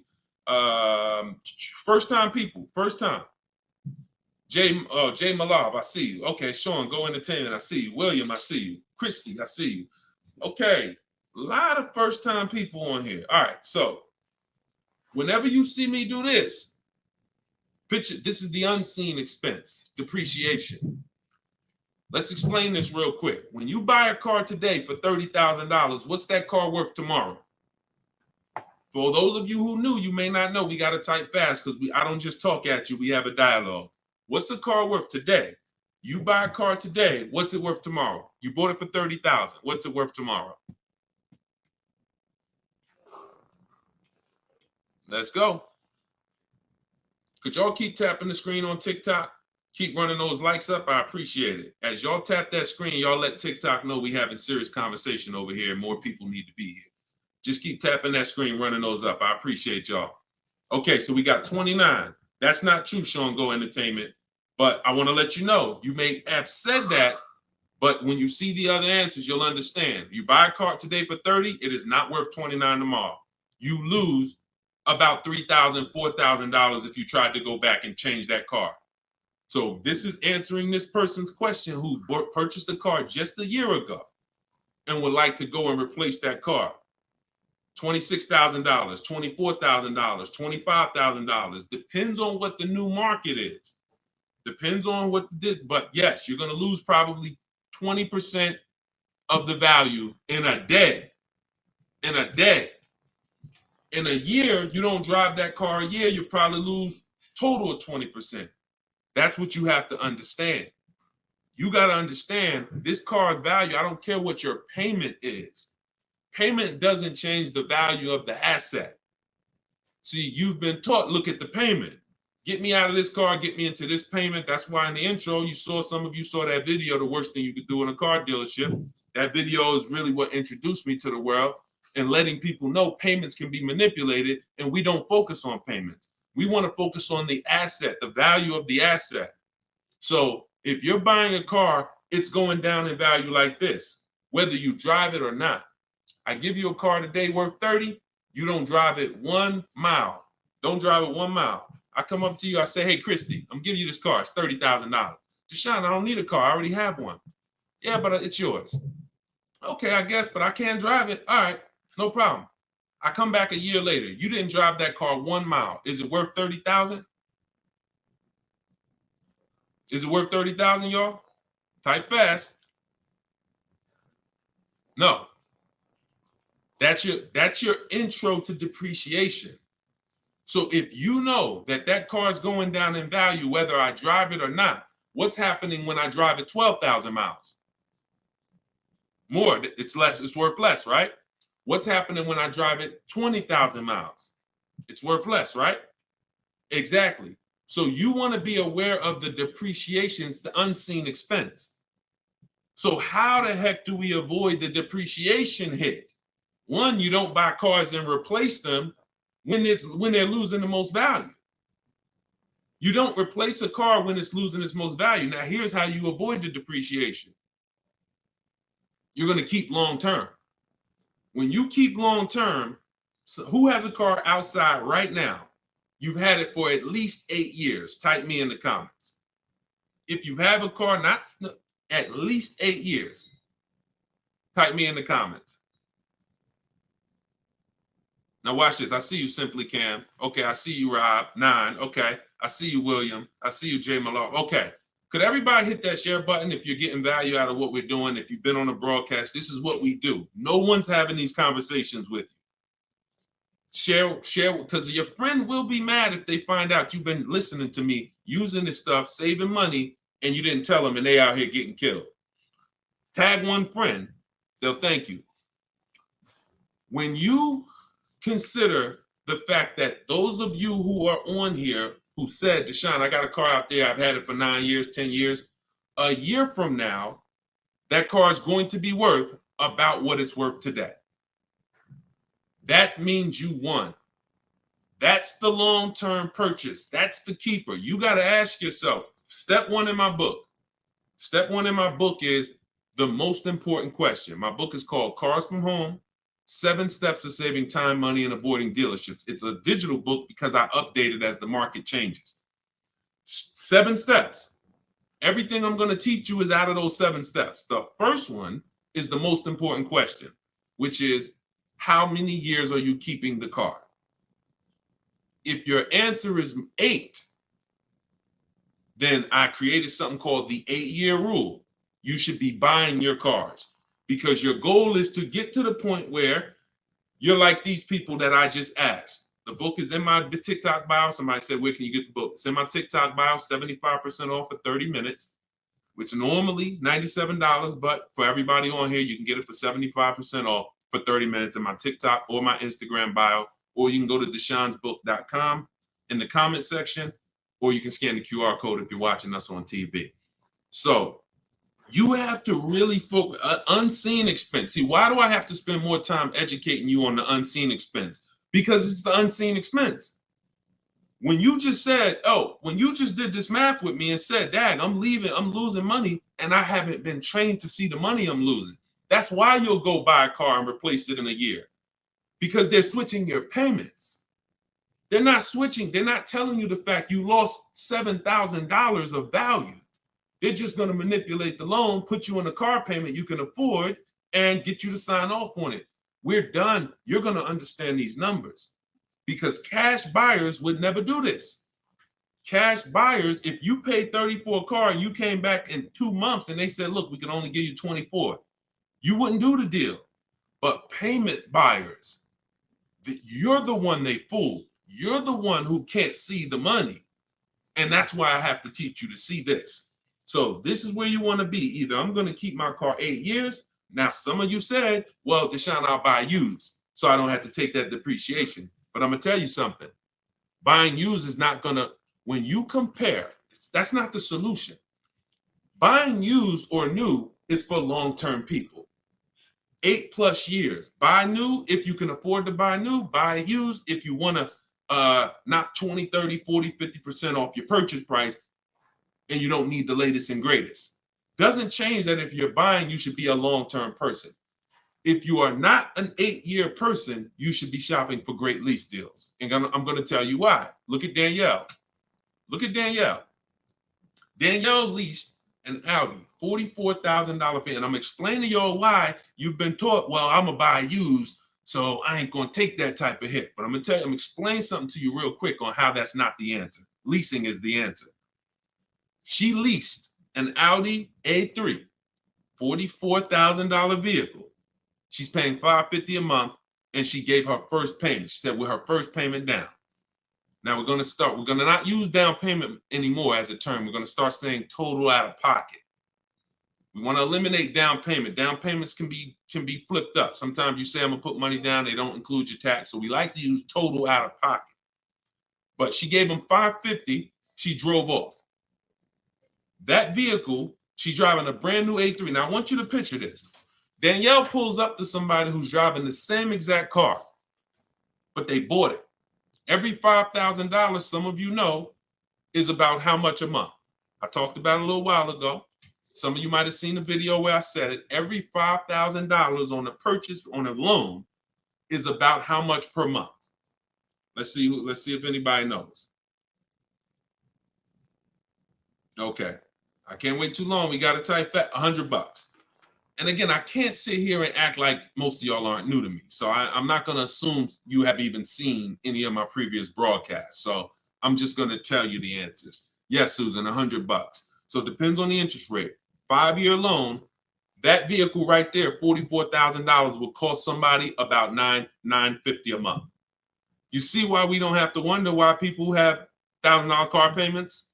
It's not that hard to see. They're buying their cars. So now Danielle pulls up in her Audi. Let's stay with the scenario, right? Danielle pulls up in her Audi 44. She's paying $550 a month. Somebody next to her pulls up in the same exact Audi, same exact car. They're paying $950 a month. Now, third person says, I buy a used one. And you can replace the Audi with anything. Doesn't matter. You could be a Rolls Royce. The scenarios are not going to change. Could be a Honda Accord. Somebody pulls up and they bought a used one. So instead of 44, let's say they got a good price on one. Say they bought one for about 28, 29. Found a good price one, 3 years old. So they're pulling up in a 3-year-old one. And what I just say, every $5,000 is $100 a month. So what's their car payment if they paid 29? Almost 600. You see what I'm, so now let's just talk about what we're driving and what's coming out of our household so we can hammer this home. I'm not on the fence about leasing versus buying. And you have to get off the fence. We've seen enough scenarios where we know this is the case. One person, Danielle, got a great lease deal. She's paying $550 a month. Another person buying a brand new one, they're paying $950 a month. And they might take a longer loan. Oh, Deshone, I'm paying less. They might take a 6-year loan, and let's say they're paying $850. And then another person is driving a used one, and they're paying $600 a month. Not even a question. It's not even a question. Do y'all see what I'm talking about? 3 people driving the same car. Look at the differences. So depreciation and resale value is what you need to be aware of. These people think they win. That might have been you, Deshone. I'm the type, I bought my used cars and I keep switching them. Now, those 2 people who bought them, if they were keeping them 9, 10 years, that's a different story. It always goes back to the 8-year rule. Okay? You must understand, if I'm keeping 8 years or longer, I buy. If I'm not keeping 8 years, I shop for great lease deals. Not even a question. And you'll be mad. You're going to be mad when you find out how much money you've been missing. Some of you probably getting mad now. Dad, I was always taught don't lease. Well, those people owe you some money. Those people owe you some money because they've cost you thousands of dollars. Go ahead, Dolan. Shoot the next one up. This one's from TikTok. What's your advice of getting rid of late fees? Don't be late. You can call the bank and see if they'll waive any late fees, but late fee is assessed when you miss a payment. That's it. TikTok, does my credit have to be top notch to purchase automobiles with 0 down? No, it doesn't. It needs to, listen, when you are, hang on 1 second, y'all. Hang on 1 second.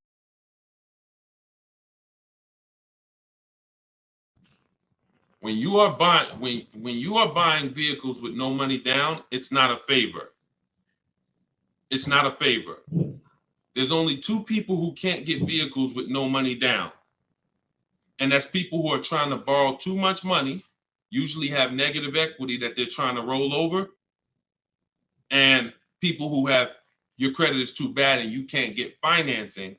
But if you go through a company like Limbuzz, this is who we recommend in my book. I recommend this company, Limbuzz, who will work with people with challenged credit. Then you won't have to deal with that. The whole point is controlling your own financing. You want to control your own financing. Now, we don't do that by getting pre-approvals. We do that by getting multiple bids. We do that by finding our car and then letting banks bid. I know you may have heard, I don't want any hard inquiries. You don't want hard inquiries until after you found your car. Once you actually find your car, it's okay to get multiple banks to give you a hard inquiry. And they allow this. Experian has an article where they talk about the rate window. You can actually have multiple people run your credit in a short period of time, but no money down is not a favor. It's not something you did me a favor. It's definitely not a deal. See, because if I gave you a car, it's worth $50,000, but I charge you $60,000 for it, and then I say, but you don't have to do no money down. Is that a deal? I gave you a car, it's worth 50, but I charged you 60, but it's no money down. No, absolutely not. So no money down has nothing to do with a deal. The only people who can't get no money down are people who it's usually a case of you have too much negative equity. You're bringing over from your old car, and you're messing up the loan to value ratios. That's usually the cause, because a bank won't let you finance $40,000 on a car that's worth 30. They won't let it. Go ahead, shoot the next one up, Dolan. This one's from YouTube. Deshone, so does it make sense to get a car to have over?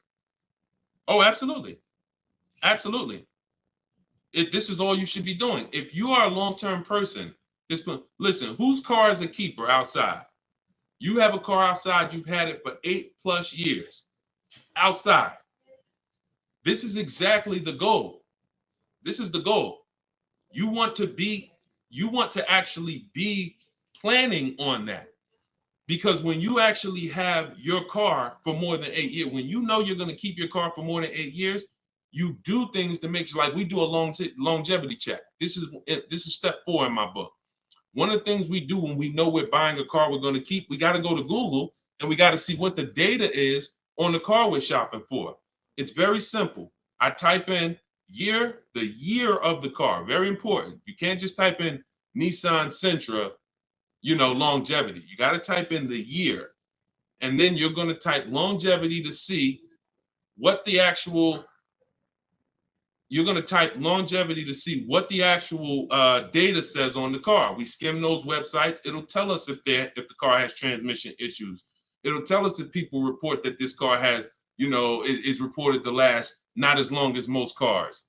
So these are the things that we do when we know we're keeping a car 8 years. But if you're not thinking about this, then you're not going to do the things to guarantee, because you could have a goal to keep a car 8 years, and then the car you bought is not known for lasting that long, or is not known for, being reliable at 8 years. So that's why it's the most important question right up front. It's not just for leasing versus buying. It's for programming yourself that this is a long-term thing. I want to make sure I get the right car. I'm not going to get a car that doesn't satisfy my needs and my wants when I know I'm keeping it a decade. You understand? That's the whole thing. But absolutely, plenty of people on here keep cars more than 8 years. But there's plenty of people who don't. Those are the ones who need to stop buying and start leasing. Go ahead, Dolan, shoot the next one up. TikTok, what are the best leasing companies deals out there to get out of negative equity? Oh, wait, we just had 2. We'll do this one from TikTok first, and then we'll shoot that next one out. What are the best lease companies deals to get out of your negative equity? It's hard to say that because great lease deals aren't advertised. So when you see any of the deals, you see Danielle's deal, you see, look, Freena's deal. In this particular case, she just got this Jeep Grand Cherokee, $579 a month, $65,000 vehicle. She didn't get that negotiating. She got that by getting bids. So when you get these great lease deals, they're not advertised. There's no one who's raising their hand saying, we'll do this deal for you. That's not the way it works. We shop the market. Now, if you're doing it my way, you're sitting at home and you're getting offers.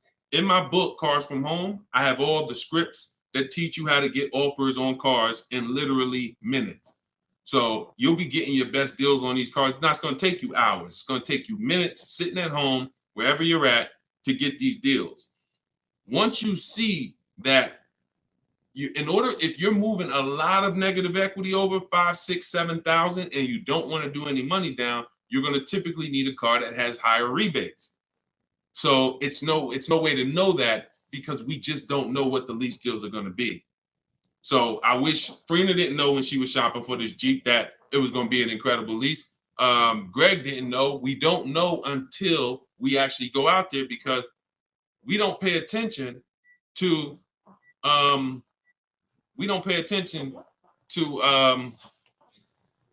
am I trying to say? Advertisements. We don't pay attention to advertisements. So hold on one second, y'all.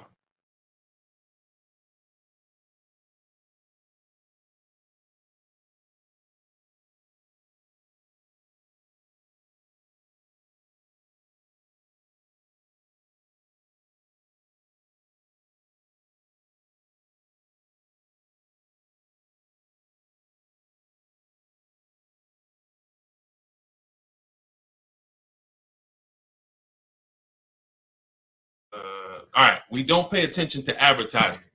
So I wish, and I've had tons of people ask me, Deshaun, is there a way that we can see great lease deals? Is there a way we can see who has the best rebates?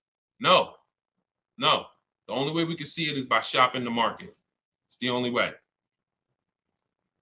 I wish it was easier, but it's not. But once you learn to shop the market in 60 minutes from home, it's easy. So if I'm looking for a deal and I know I got to roll negative equity, or if I'm gonna sit at home, I'm gonna get my offers. I have something in my book I call a 25 to 5 strategy. The 25 to 5 is when we connect with 25 dealers online, we get 5 offers. Takes us 60 minutes. You could do it your way. You could call around and you could try to get multiple offers, but you must get 5 because 80% of dealers are overpriced. That's my way's better. Eric Pitts, this one's from TikTok. Can I use the bidding to refinance a car loan? I have good credit now. 100%. 100%. They give you a window. Now, you should only need 2 days, tops. You Google every single, and let's talk about refinancing. As many people bid as possible. You got a window of 14 to 45 days. You'll be way under that. It'll weigh as one inquiry when you finalize the loan. It'll weigh on your credit score as one inquiry. But you must do it because, y'all, why do you think there's companies that just want to loan us money? The money business is very lucrative. There's companies and banks and credit unions that only want to loan us money. They don't sell cars. That should be a hint. There's a lot of money in lending. So what we need to do is take shopping our loan rates seriously. We separate our trends. So listen, let's stay focused here. You're gonna now call your bank. You're either go on their website, your credit union, or go on their website. You're gonna look for online lenders. Go on their website. You want as many people as possible competing to make sure you save all the money. But I'm going to give you a very important caveat here that you want to keep in mind. Everyone that loans you money wants to loan you more for longer. The longer you have a loan, the more money they make. So what they're going to do is they're going to show you what it looks like if you take a long loan. You've already paid for a year or two. I don't know how long, but you've already been paying for some time. Once you take another long loan, now you've essentially defeated a little bit of your purposes because you're going to give some of that money back in interest. Take the shortest loan that you can afford the payment on with the new interest rate. So if you were paying, let's say you had a 6-year loan at 11%.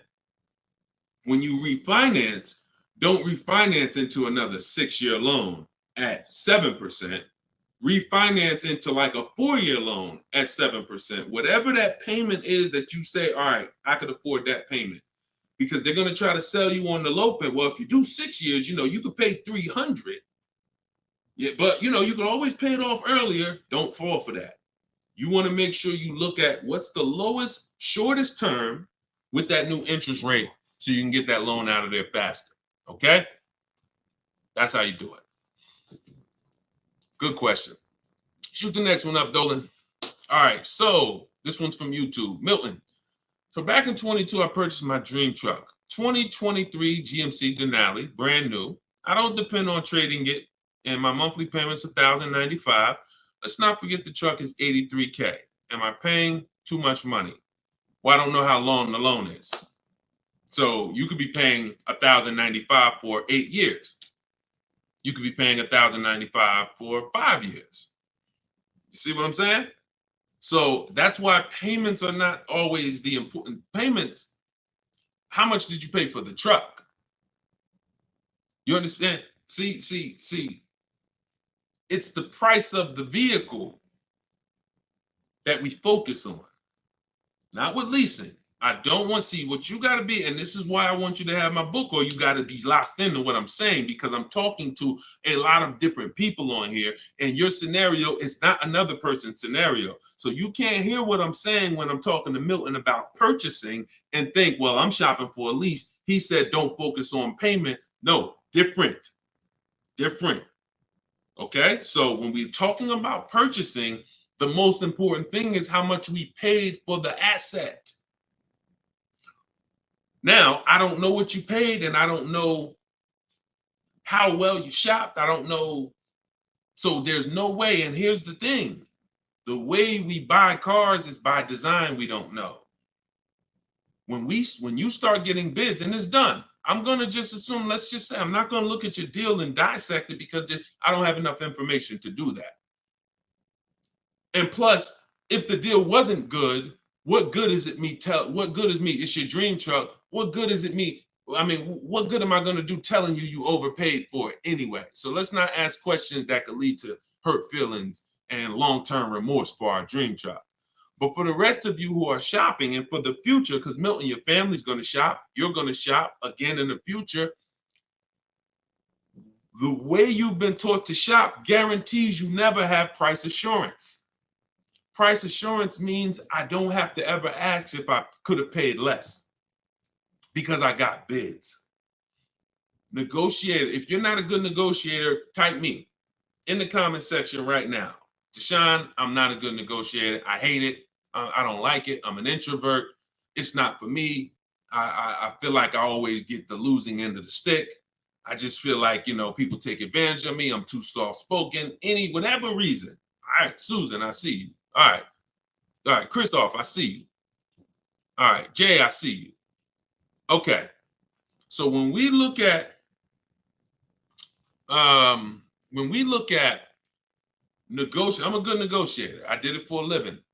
But one thing I know about negotiating, why I will never shop this way, and I don't want you shopping this way, is because you cannot get price assurance. You can't guarantee you pay the least price when you're negotiating one-to-one. When you go into the supermarket and you see you're getting spaghetti sauce, there's 7-10 companies trying to sell you spaghetti sauce. They're all like, hey, hit me this week, Prego, I'm on sale. Vitellini, I'm on sale. Hey, Ragu, they're competing. Everyone competes for our business except car dealers. Everyone wants to compete. So the reason why we can spend money on these other items and we never have buyer's remorse is because we've seen so many options. Y'all get it? We've seen so many options. I knew I didn't overpay. If I told you right now, you got to go buy a 100-inch TV and you got to guarantee you don't overpay for it, you're going to be like, Deshone, I can do that. Why? Because you know where to go. I'm going on this website. I'm going on this website. I'm going on this website. I'm going to guarantee I get the best price on the TV. I'm telling you, bring that same thing to your car shopping.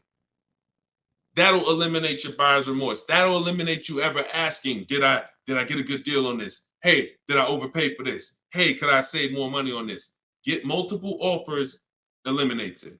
And there's no other way to eliminate it. Okay? So don't worry. I'm sure you did well, Milton. Enjoy your truck, man. And just know that whatever, I'm going to get better for next time.